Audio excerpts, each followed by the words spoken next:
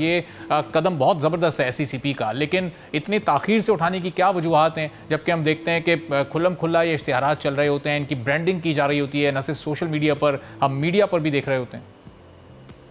बिस्मिल्लाहिर्रहमानिर्रहीम। मैं इतना कहूँगा कि जब आए दुरुस्त आए। बात यह है कि देखिए ये सिलसिला बहुत अरसे से चल रहा था और बेतहाशा लोग जो हैं वो इसमें ना सिर्फ इसकी ट्रेडिंग कर रहे थे, इसमें इन्वेस्टमेंट कर रहे थे और मुल्क का कीमती जो ज़र मुबादला है वो इसमें खर्च हो रहा था।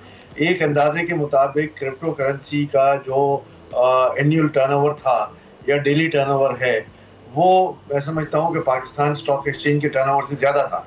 तो यहाँ लोग पाकिस्तान स्टॉक एक्सचेंज में कम इन्वेस्ट कर रहे थे और क्रिप्टो करेंसीज में ज़्यादा इन्वेस्ट कर रहे थे। ये काम सिर्फ सोशल मीडिया के प्लेटफॉर्म पे बंद करने से नहीं होगा, ये बहुत सारी चीज़ें हैं जिसको हमें बैन करना पड़ेगा। एक तो ये क्रिप्टो करेंसी की बात आ गई और दूसरी सबसे बड़ी बात जो आपने कहा कि जुए के प्लेटफॉर्म, जी हाँ, बहुत सारे प्लेटफॉर्म आज चल रहे हैं। बहुत सारे जो है वो प्राइवेट बैंकिंग जो है इन प्लेटफॉर्म पे चल रही है कि जिनको छोटे छोटे लोन चाहिए होते हैं 10,000 के, 15,000 के, वो 10 दिन के लिए, 15 दिन के लिए लेते हैं, 1000, 1500, 2000 ऊपर दे देते हैं। और ये सिलसिला जो है पिछले दिनों आपने देखा होगा कि इसमें कुछ कीमती जानें भी चली गई, लोगों ने खुदकुशियां भी कर ली। तो ये मैं समझता हूँ कि ना सिर्फ ये क्रिप्टो करेंसी के प्लेटफॉर्म्स, ये जुए के सारे प्लेटफॉर्म और ये प्राइवेट लैंडिंग वाले के जो प्लेटफॉर्म हैं, इन तीनों पे जो है वो एक मैसिव क्रैकडाउन की ज़रूरत है। अगर हमने ये क्रैकडाउन नहीं किया और अगर हमने इसको इसी तरह चलाया तो देखिए लोग हमारे लालच में आ जाते हैं, ये समझते हैं कि जी फलां ने क्रिप्टो में इतने कमा लिए, मैं क्यों पीछे रह गया, या फलां ने जुए में इतने कमा लिए तो हम क्यों पीछे रह गए, और मैं अपनी किस्मत आजमाता हूँ। ये किस्मत आजमाने वाली की एक बड़ी कसीर तादाद पाकिस्तान के अंदर है और ये इस पे काम करते रहते हैं।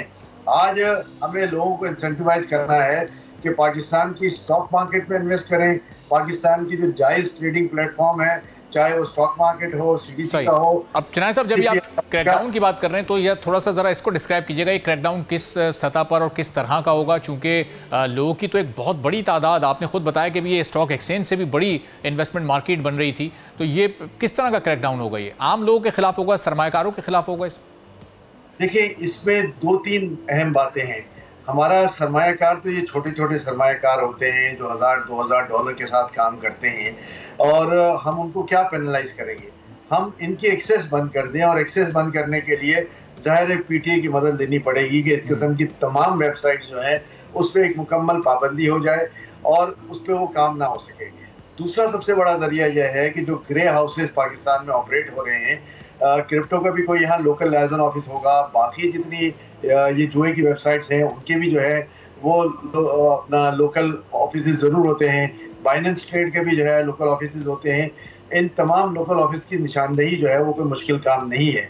उनकी निशानदेही करके उनको बंद करें, उनको जो है वो पहले वार्निंग दें, फिर उनको फौरी तौर पे बंद करें और उनको बंद करने से ही जो है मैं समझता हूँ मसाइल का हल होगा और ये क्रैकडाउन जो है वो मौसर साबित होगा। और ये भी अहमद साहब के ये फिर इसमें जितने भी जो भी सरमायाकार हैं, चाहे किसी का कितना पैसा भी लगा हुआ है, वो फिर मुकम्मल तौर पर उसमें डूब जाएगा। इस वक्त है कि वो अपनी सरमायाकारी को वापस ले सकें, उसको रिकवर कर सकें। देखिए मेरा तो ये ख्याल है कि ये SECP की तरफ से और स्टेट बैंक की तरफ से एक सख्त वार्निंग देनी चाहिए और उनको एक टाइमलाइन डेडलाइन देनी चाहिए कि इससे पहले वो अपना सरमाया बाहर निकाल लें। अगर इसके बाद भी कोई नहीं मानता तो फिर मैं समझता हूँ कि जिम्मेदारी हुकूमत की नहीं है, जिम्मेदारी उस प्लेयर की है जो उस पर खेलता है। सब्सक्राइब करें और बेल दबाएं ताकि कोई खबर रह न जाए।